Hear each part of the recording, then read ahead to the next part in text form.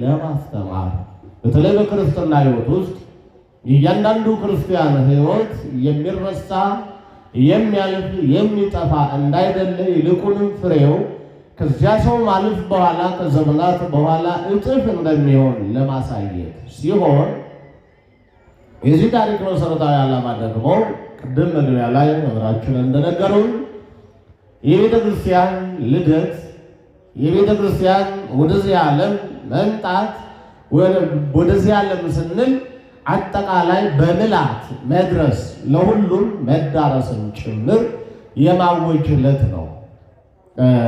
ቤተ ክርስቲያን የሚባለው ኤክሌሲያ የምንለውን ማለት ነው። የክርስቲያኖች ስብስብ፣ የክርስቲያኖች ህብረት፣ የክርስቲያኖች አንድነት። እኔና እናንተ አሁን አጠቃላይ ቤተ ክርስቲያን እንባላለን። ከኛ በኋላ ቀጥሎ ሁለት ቤተ ክርስቲያን የሚባሉ አካላት አሉ። አንደኛው ይሄ ህንፃ ቤተ መቅደሱ ነው። ሌላው እንደ ግል ደግሞ ቤተ መቅደስ ነው እና ይህ ቤተ ክርስቲያን የተመሰረተበት በነፃነት በአደባባይ የእግዚአብሔር የክብር ወንጌል የተገለጠበት የእግዚአብሔር ለሆኑት ሁሉ እግዚአብሔር መንፈስ ቅዱስ አብሯቸው ሊሰራ ዛሬ የፊርማ የተፈራረመበት ዕለት ነው ማለት ይቻላል። እግዚአብሔር ወልድ እግዚእነ ኢየሱስ ክርስቶስ በነገረን መሰረት ይመጣል፣ እልከዋለሁ፣ ያጸናችኋል፣ ያጽናናችኋል፣ ያነጻችኋል፣ ያበረታችኋል ባለው አማናዊ ቃል መሰረት ያንን ቃሉን ጠብቆ እግዚአብሔር መንፈስ ቅዱስ አብሮ ሊሰራ ስራዎቻችንን ሁሉ ሊያከናውን እኛንም ሊያጸናና ሊያበረታ ሊያነጻ የመጣበት ዕለትም ጭምር ነው። የመጣበት ሲባል ከዚያ በፊት ነበረ፣ ከዚያ በኋላ ላይሄድ ለዘላለም አብሮን ሊኖር ወደ እርሱ ሊሰበስበንና የእርሱ ሊያደርገን እኛን ወደ እርሱ እኛን ወደ አባቱ እኛን ወደ እግዚአብሔር ወልድ ሊሰበስበን ሕያዋን ሊያደርገን ለዘላለም ቅዱሳን ሊያደርገን ለዘላለም ንጹሐን ሊያደርገን የመጣበት ዕለት ነው። ምናልባት ይህ ድል እንዴት ተገኘ የሚለውን ለማየት ያክል ርዕሳችንም ወተናገሩ በነገረ ሁሉ በሐዋርት ነውና በሀገሩ ሁሉ ቋንቋ ተናገሩ የሚል ነው። ቅዱሳን ሐዋርያት ስም አጠራሩ ክብር ይግባውና ጌታችንና አምላካችን መድኃኒታችን ኢየሱስ ክርስቶስ ካረገ በኋላ ለቅዱሳን ሐዋርያት ያዘዛቸው ትእዛዝ ነበር። በዚያው ቁጭ ብለው እንዲጠብቁ፣ እንዲጸኑ፣ እንዲበረቱ፣ በጸሎት እንዲታገሱ፣ ጽናት፣ ብርታት፣ ጸሎት ዋጋ እንዳለው እንዲረዱና እንዲያውቁ ከዚያ በኋላ ክርስቲያኖች በሙሉ ያንን ተግባራዊ አድርገነው እንድንኖር የሚጎድለን ምናጣው የሚቸግረን ነገር ሲኖር በሙሉ ያንን ጉድለታችንን ከእግዚአብሔር ዘንድ በምን መልክ ማግኘት እንደምንችል ጭምር ነግሮን አስተምሮ ሄዶ ነበርና እንደታዘዙት ሁሉም እዚያች የለመዷት የቅዱስ ማርቆስ እናት ቤት ጽርሐ ጽዮን የምትባለዋ ቤት ውስጥ በአንድ ላይ ተሰብስበው ይጸልዩ፣ ይመካከሩ፣ ይወያዩ፣ ይማማሩ ነበረ እና ሁሉም ሲማማሩ ሁሉም ሲጸልዩ እንግዲህ እዛ ውስጥ 120 ሰው ነው ያለው። ነገራችን ላይ 72 ደቀ መዛሙርት አሉ፣ 12 ሐዋርያት አሉ፣ 36 ቅዱሳት አንስት አሉ። በመሃላቸው አቁራሪተ መዓት እመብርህት ወላዲተ አምላክ ድንግል ማርያም አለች። እነዚህ ሁሉ ሰዎች ባሉበት ይሄ ሁሉ ሰው በሙሉ 120ው ማህበረሰብ በሙሉ አንድ ልብ ነበራቸው ነው የሚለው። ወይም እነዚህ 12ቱ ሰዎች በሙሉ አንዲት ልብ አንዲት ነፍስ ነበረቻቸው ይላል። 12 ሰው አንድ ልብ ሲኖረው አስባችሁታል? 12 ሰው አንድ ነፍስ ሲኖረው አንዲት ነፍስ አንድ ልብም ሆነው ተቀምጠው ሳሉ ነው የሚለው። አጠቃላይ ሐሳባቸው ልብ ሲባል በነገራችን ላይ ይሄ ውሃ ቅዳ ውሃ መለሰ የደም መርጨት አገልግሎት የሚሰራው የሥጋውን ልብ አይደለም። እሱ ሌላ ነው። እሱ በባዮሎጂ የሚጠና ነው። ይሄኛው መንፈሳዊ በነገራችን ላይ ባዮሎጂ የሚያጠናው የሚዳሰሰውን የሚታየውን ነው። መንፈሳዊ ባዮሎጂ መንፈሳዊ ፍልስፍና የሚያጠናው ግን ማይታየውን ማይዳሰሰውን ለማይደርስበትን ረቂቁን አለ የለም ብለን ማንገምተውን ከህሊናት በላይ የሆነውን ከሰው ልጆች ዕውቀት ከመላእክት ዕውቀት ከሰው ልጆች ምርምርና ፍልስፍና በላይ የሆነውን ነው እና አንድ ልብ ነበራቸው ይላል። አንድ ሐሳብ ማለት ነው። ሐሳባቸው አጠቃላይ አንድ ነበረ። እሱም ምንድነው? እንደ እግዚአብሔር ፈቃድ መኖር፣ እንደ እግዚአብሔር ፈቃድ መውጣትና መግባት፣ ፈቃድ እግዚአብሔርን ማከናወን፣ ለተጠሩለት ዓላማ ብቻ መኖር፣ ከተጠሩለት ዓላማ ውጪ ለየትኛውም ዓላማ ተገዢ አለመሆን ለተጠሩለት ዓላማ ብቻ ኖሮ ወደ ሌላው ዓለም ደግሞ መሻገር መሞት አይደለም። ወደ ሌላው ዓለም ወደ ሌላው ከተማ መሻገር ክርስቲያን ሞት አይባልም። ተሻገረ፣ አለፈ፣ ስቴት ቀየረ ነው የሚባለው። ከተማ ነው የምንቀይር እንጂ አንሞትም። በስጋ ወደ ምድር ይመለሳል፣ ወደ አፈርነቱ ይመለሳል። ተመልሶ ጊዜውን ጠብቆ ግን በቅሎ አብቦ አፍርቶ አምሮበት ነጭ ለብሶ ከፀሐይ ይልቅ 7 እጅ አብርቶ በእግዚአብሔር አብ ቀኝ የመቆም በእግዚአብሔር ቀኝ የመቆም የመዘመር የማገልገል የማመስገን ዕድል ነው ያለው ስጋ። እንደ ነፍስ ደግሞ ጠቅላላውን ጭራሽ ሞት የሚባል የለም። ከተማ ነው የምንቀይረው። ይሄ ጭቅጭቅ ውዝግብ ካለበት ድካም ካለበት በሚራብ በሚጠማ በሚደክም በሚታመም ስጋ በተባለ ቤት ውስጥ ከመኖር ይልቅ ነፃ ወጥቶ በእግዚአብሔር ፊት ያለ ቤት እግዚአብሔርን ቤት እግዚአብሔርን ከተማ እግዚአብሔርን ዓለም አድርጎ በነፃነት ወደ ማመስገን ከመላእክት ጋር እኩል ወደ መቆም ወደ ተሻለው ዓለም መሻገር ነው። የመላእክት ሕይወት በእግዚአብሔር ፊት ለዘላለም ሳይደክሙ ውሎ ማደር ነው። ሲያመሰግኑ ማረፍ፣ ሲያልፉ ማመስገን ነው። ወይም ደግሞ በምድሩ ባለው ሕይወት ስናይ አንዳንዴ ክብረ በዓል ሆኖ አይታችሁ ከሆነ ዋዜማው 7 ሰዓት ይደወላል። ከዚያ ሰዓት ጀምሮ ስብሐተ ማህሌቱ የዋዜማ አገልግሎት አለ። ወዲያው ትንሽ ቆይቶ እረፍት ይደረግ፣ ውሃ ይቀመስና እህሏ ተቀምሶ መልሶ ማህሌቱ አለ። በዚያው ታድሮ ቅዳሴው አለ፣ በዚያው ንጉሶ አለ። እንዲህ እንደ መላእክት ቆሞ ውሎ እንደማደር ሁሉ ካህናቱ እንዲህ እንደሚያገለግሉት በምድር በሰማይ ይሄኛው ማሳያ ነው። ይሄኛው የአገልግሎት መግቢያ ነው። ያኛው አገልግሎት ከዚህኛው የሚበልጥ ይሄ ከዚያ የሚያንሰው ነው አይደለም። ነገር ግን ይሄ ስጋውያን መላእክት ሆነን የምናገለግለው ነው። ያኛው ግን ረቂቃን መላእክት ሆነን የምናገለግለው አገልግሎት ነው እንጂ ወባቲ ለዛቲ ቤተክርስቲያን አርአያ ዘበሰማያት ይላል። እንደው በዚህ መጽሐፍ ሰዓታችን ላይ ሁሉ ሙሴ ዲያቆን ለዚህች ቤተክርስቲያን በዚያ በሰማይ ሌላ ምሳሌ አላት፣ ወይም በሰማይ ላለችው ቤተ መቅደስ በዚህም በምድር ምሳሌ አላት ይልና እያንዳንዱን ይዘረዝራል። የአገልጋዮችን የአገልግሎት ዘርፍ ሁሉ በሙሉ እየጠቀሰ ስለዚህ እነዚህ ክርስቲያኖች እነዚህ የክርስትናው ህብረት አባቶች እነዚህ የክርስትናው ህብረት መሪዎች እዚያ ተሰብስበው በነበረበት ጊዜ ልባቸው አንድ ነበረ፣ ሀሳባቸው አንድ ነበረ። አንዱ ያሰበውን አንዱ ይረዳዋል፣ አንዱ የሚመኘውን ሌላው ይመኘዋል። ምኞታቸው መንፈሳዊ ብቻ ነበረ፣ ስጋዊ ምኞት የለም። ምኞታቸው መንግስተ ሰማያትን መውረስ፣ መንግስተ ሰማያት የተባለ ክርስቶስ ኢየሱስን መውረስ፣ ምኞታቸው በመንግስተ ሰማያት ለዘላለም ታላቅ መሆን አለመውረድ፣ ምኞታቸው ምድራዊውን የመጀመሪያውን ሞት ሁለተኛውን ሞት ባዶ አድርጎ ድል አድርጎ በሰማይ ባለመሞት መኖር ነው። ስለዚህ ሁሉ ምኞት አንድ ስለሆነ የተለያየ ሀሳብ አያስቡ። ምድራውያን ስንሆን ነው አንዱ ሌላ ሀሳብ ሌላው ሌላ የምናስበው። እንደ ስጋ ስናስብ ነው። ከመንፈሳዊነቱ ዓለም ውጭ ስንሆን ብዙ ጊዜ አንዱ መንፈሳዊ ነገር ይህን መንፈሳዊ ነገር እንኳን አስበን አንዱ በመጽወት ያስባል፣ ሌላው ደግሞ መጀመሪያ አግኝቶ ራሱን መርዳት ያስባል። አግኝቶ ራስን መርዳት መንፈሳዊ ሀሳብ ነው። በነገራችን ላይ ክርስቲያናዊ ሀሳብ ነው። ጥገኛ ከመሆኔ ዲፔንደንት ከምንለው ይሁን ከሰው ላይ ተጣብቆ ወይም ደግሞ በቃ ህሊናን ሀሳብን ኑሮን በሙሉ የሆነ ነገር ላይ ቢሮ ላይ ይሁን ብቻ ሰዎች አታክ ሊያደርጉን ሊጎዱን ከእግዚአብሔር ሊለዩን የሚችሉበት ተቋም ላይ ራሳችንን ጥገኛ አድርጎ ከመኖር ነፃ ሆኖ ራስን ረድቶ የራስን ራት የራስን ምሳ ችሎ ለሌላው መትረፍ አንዱ ትልቁ ጽድቅ ነው። ራስን ረድቶ ማደርን ሌላው ጽድቅ ነው። ምክንያቱም ይህች ነፍስ በዚህ ስጋ ውስጥ ማደር እስካለባት ድረስ ቤቷ እንዲራቆት አትፈልግም። እንዲመለምን እንዲከሳ ለመቆም አቅም እስኪያቅተው ድረስ ለመስገድ ለመጸለይ ለማስቀደስ አቅም እስኪያቅተው ድረስ ባዶ እንዲሆን አያስፈልግም። በልኩ በመጠኑ መመገብ ስለሚኖርበት። ነገር ግን ከዚህ ባሻገር ባለው መንፈሳዊ እየመሰለን አንዳንድ የተበታተኑ ዓለሞች ውስጥ እንሰማራለን። ሁላችንም በልካችን መንፈሳዊ ነን ብለን ነው የምናስብ። ግን ከመንፈሳዊነት ውጭ ሆነን መንፈሳዊ አይደለም ክርስቲያን እንኳን መሆን ተስኖን መንፈሳዊ መሆን ማለት መብቃት ማለት መርቀቅ ነው። እኔ ከሚለው ነገሌ ለነገሌ ወደሚል መሻገር ነው። ክርስቲያን መሆን ደግሞ መሰብሰብ፣ ህብረት መፍጠር፣ የእግዚአብሔር መሆን ዓለም ውስጥ አብሮ ህብረት መፍጠር፣ ማበር፣ መሰብሰብ ማለት ነው። እና በዚህ ህብረት ውስጥ እንኳን አይደለንም። ክርስቲያን በመሆን እንደ ክርስቲያን በመኖር ህብረት ውስጥ እንኳን አይደለንም። እነዚህ ቅዱሳን ሐዋርያት ክርስቲያን በመሆን በክርስትና ሕይወት በማበር ውስጥ አንድ በመሆን በመተባበር ውስጥ ነበሩ። ይህንን ሕይወት ይህንን ላይፍ እየኖሩ እያለ ሐሳባቸው አንድ ናት፣ ነፍሳቸውም አንዲት ነበረች። አንዲት ነፍስ ነው የነበረቻቸው። የሚገርማቸው ብዙ ጊዜ እንዳውም እንላለን አይደል? የሆነ አንዳንዴ አስገዳጅ አስቸጋሪ የሚያስፈራ ነገር ሲያገኝ ቤትናትን ያመለክታል። አንድ ነፍስ አይደል እንዴ ያለ ይባላል። ማለት አንድ ነፍስ ያለው ሰው በቃ አንዲት ነፍስ ናት፣ ተለዋጭ ነፍስ የለውም። ስለዚህ አይጨነቅም።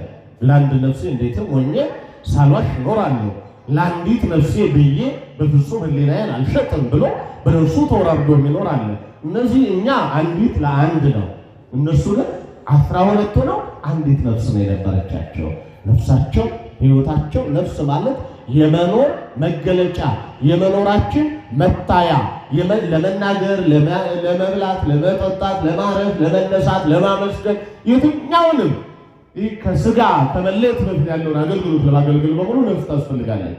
ስለዚህ ለእነዚህ ክርስቲያኖች ለእነዚህ ቅዱሳን ሐዋርያት ደግሞ ነፍሳቸው ቅድም እንዳልኩት እግዚአብሔርን ማሰብ፣ እንደ እግዚአብሔር መኖር፣ እንደ እግዚአብሔር ፈቃድ መውጣትና መግባት ብቻ ነበረ። ስለዚህ እነዚህ ቅዱሳን ሐዋርያት አንዲት ነፍስ ነበረቻቸው። ምኞታቸው አንድ ነገር ብቻ ነበረ። እንዲህ እየጸለዩ ባሉበት እግዚአብሔር ሆይ እንደተነሳህ አይተናል። አዎ ቦታ አልቀረህም፣ እኛም ትንሣኤ እንዳለን ነግረህናል። አዎ አስተምረህናል፣ ጠብቁ ብለህናል። የሚያጽናና የሚያጸና የሚያበረታ ቅዱስ መንፈስን እንደምትልክልንም ነግረህናል። ነገር ግን ያ ቀን መቼ ነው? ልክ ቅዱሳኑ በሲኦል ውስጥ ሆነው ቅዱሳኑ በዚህ በምድር ላይ ሆነው የኢየሱስ ክርስቶስን መወለድ ይጠባበቁ እንደነበረ ሁሉ ይህ ዘመነ ወልድ ዘመነ እግዚአብሔር ወልድ ኢየሱስ ክርስቶስ በምድር ላይ እየተመላለሰ ስራ ይሰራ ያሰራ የነበረበት ዘመን አልቆ ሲባል እሱ ስራ አቁሞ አይደለም፣ ረፍት ወጥቶ አይደለም። ነገር ግን እፌኑ ለክሙ የተባለው እልክላችኋለሁ፣ ያጽናችኋል፣ ያበረታችኋል የተባለው ቅዱስ መንፈስ የሚመጣበት ሰዓት ሲደርስ ድረስ በጥብዓት በጣም ጨካኞች ጠንካሮች ባል ጨካኝ ሲባል በሰው ላይ አይደለም፣ በራሳቸው ነፍስ ላይ በስጋቸው ላይ ይሄ ምድራዊ ዓለም የሚያስፈራው ነገር የሚያጓጓው ነገር በሙሉ ማያጓጓቸው፣ ማይፈሩ፣ ማይፍረከረኩ፣ ለውሳኔ ማይቸኩሉ፣ ደግሞ በውሳኔያቸው ማይጸጸቱ ሆነው በዚያ በአንድ ቤት ውስጥ ቁጭ ብለው ይጠብቁት ነበር እና እንዲህ እየጸለዩ አንድ ልብ አንድ ሀሳብ ሆነው በተገኙበት ጊዜ አንድ ነገር ተከሰተ በቤት ውስጥ። ከዚያ በፊት አይተውት የማያውቁት ሆኖ የማያውቅ በዚያ ልክም ያልጠበቁት መንፈስ ቅዱስ በዚያ ልክ ይገለጣል ይወርዳል ብሎ አልጠበቁም። ምክንያቱም በዚህ አይተውት አያውቁም። ከዚያ በፊት አልተለማመዱትም። ከልምምዳቸው ከሕይወታቸው ውጭ ነው። ምናልባትም በእርግጠኝነት ይጠብቃሉ ብለን እንገምት ቢባል እነ ጴጥሮስ ደብረ ታቦር ላይ ስላዩ ደብረ ታቦር ባዩት ልክ ይገለጥ ይሆናል ይመጣ ይሆናል ብሎ ሊያስቡ ይችላሉ እንጂ ከዚያ በተለየ መልክ ወይም ደግሞ በተዘጋ ቤት ሰላም ለእናንተ ይሁን ብሎ እንደተገለጠላቸው እንደ ኢየሱስ ክርስቶስ በዚያ ልክ ይገለጣል ብሎ ሊጠብቁ ይችሉ ይሆናል እንጂ በዚህ አይነት መንገድ ይመጣል ብሎ አልጠበቁ። የመጣበት መንገድ ልዩ ነበር። ቤቱ በእሳት ተሞላ ነው የሚለው። ያውም የተከፋፈለ እየተቆራረጠ የሚወረወር ኃይለኛ እሳት፣ ልክ ሰደድ እሳት ካሉ ዳዱ ሲምዘገዘግ አይታችሁ ከሆነ ዓለምን ሲያቃጥል ብዙ ጊዜ በተለያየ መንገድ የምናየው እሳት ከአንዱ ወደ አንዱ እየተገነጠለ የሚላክ እሳት ነው እና ቤቱን ሞላው። ግን አያቃጥልም፣ ደግሞ አይበላውም ቤቱ። ምን አይነት እሳት ነው! ሁሉም ደነገጡ።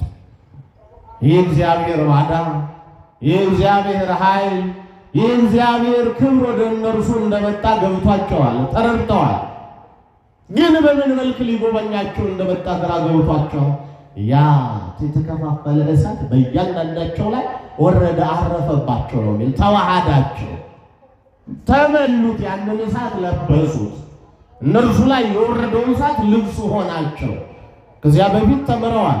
አስታውሱ ከሆነ ቅዱስ ጳውሎስ ለእኛ ሲያስተምረን ልበስዎ ለአዲስ ልብስ ዘውእቱ ኢየሱስ ክርስቶስ ብሎ አዲሱን ልብስ ልበሱት፣ ኢየሱስ ክርስቶስን ልበሱት፣ አዲሱን ሰው ልበሱት ብሎ ነግሮናል።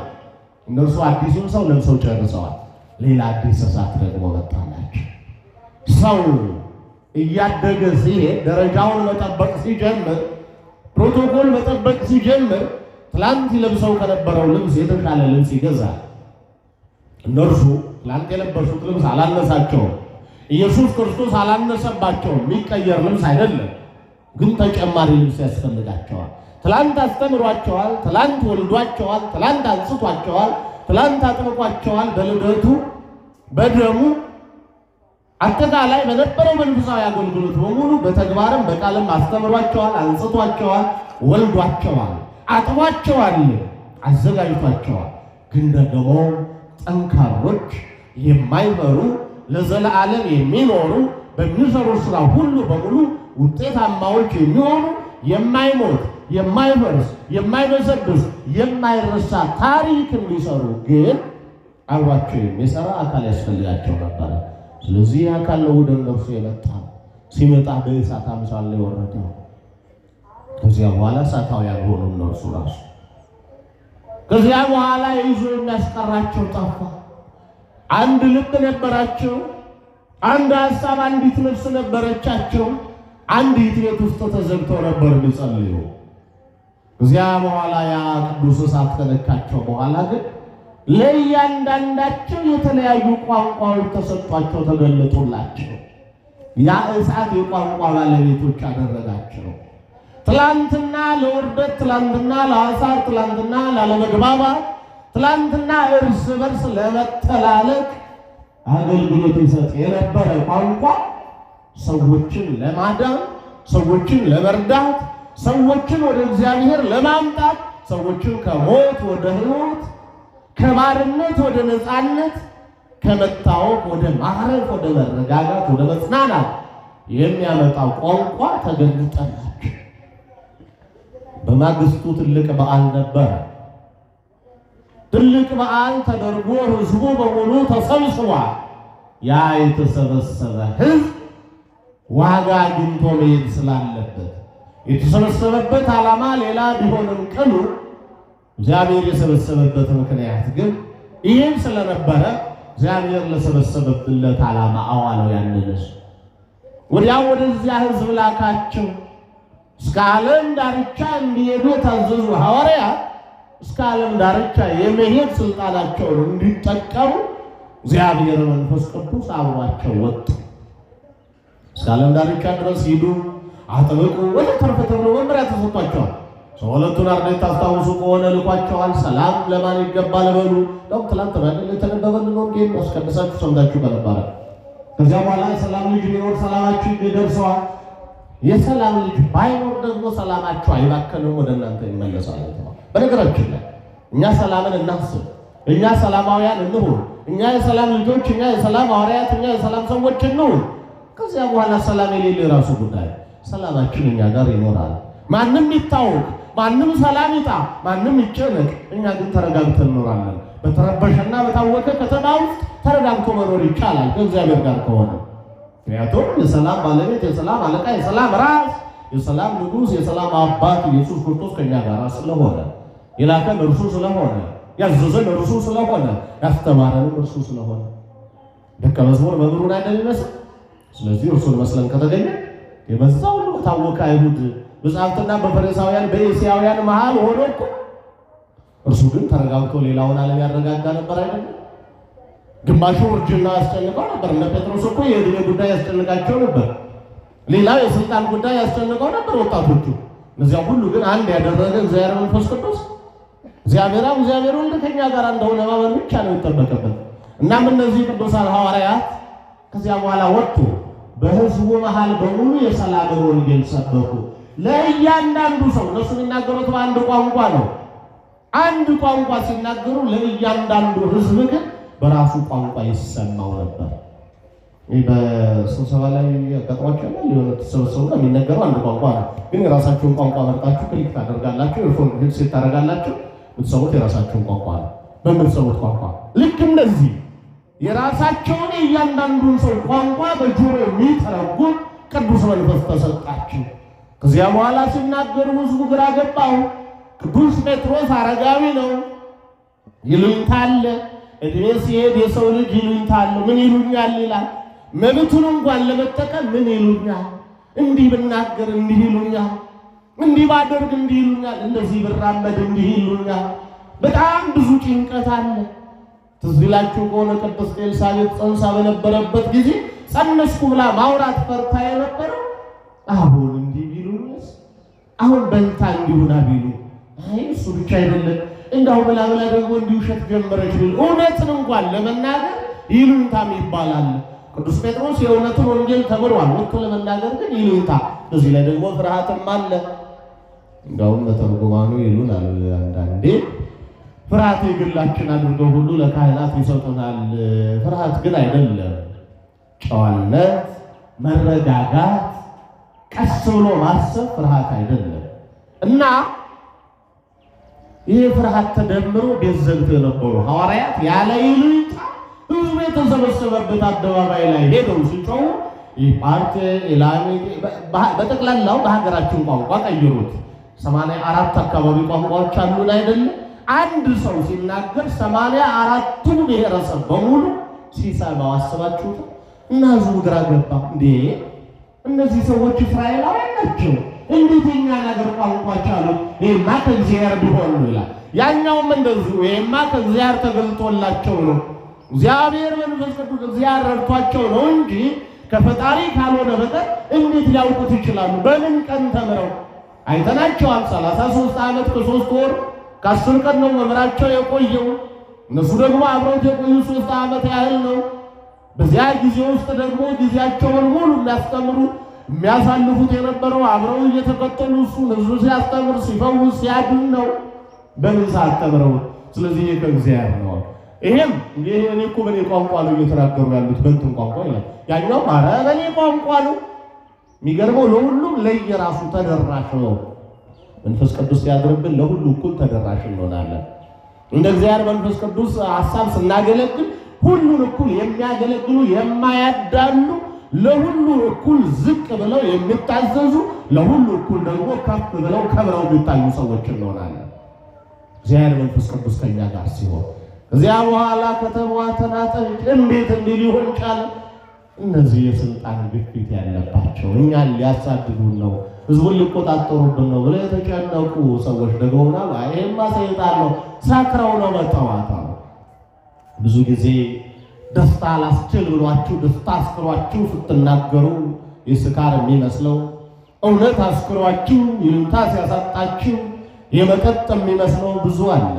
እዚህ ቅዱሳን ሐዋርያት የጠጡት መንፈስ ቅዱስን ነው። የበሉት እግዚአብሔር ወልድ ኢየሱስ ክርስቶስን ነው። ያንን የሕይወት ቃል ጠጥተው በልተው አላሳረፍ ሲላቸው እሳቱ ሲዋሃዳቸው እሳታውያን ሆነው ወጡ። ይገርማቸዋል። ለዚህም ተባለ። ለዚህ እንጫጫው ብዙ ቢሆንም ቅዱስ ጴጥሮስ ግን እንዲህ አለ፣ እናንተ በዚህ የተሰበሰባችሁ ህዝቡ ሁሉ አለ ህዝቡ ሁሉ እናንተ እንደምታስቡት በማለዳ የወይን ጠጅ ጠጥተን የሰከርን አይደለም።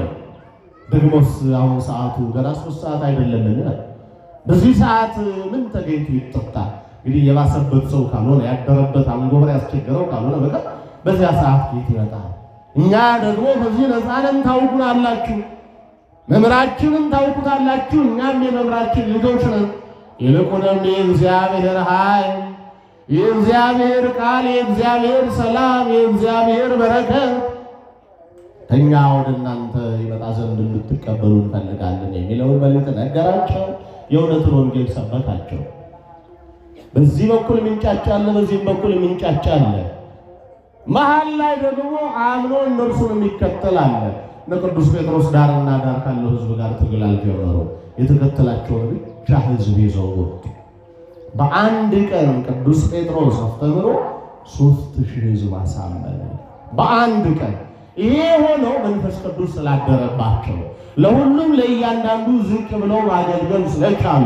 ምናልባት ሁሉን ቋንቋ መቻል ላይጠበቅብን ይችላል። የሁሉን ቋንቋ የሁሉን ሐሳብ መረዳት ግን በጣም ቀላል ነገር ነው።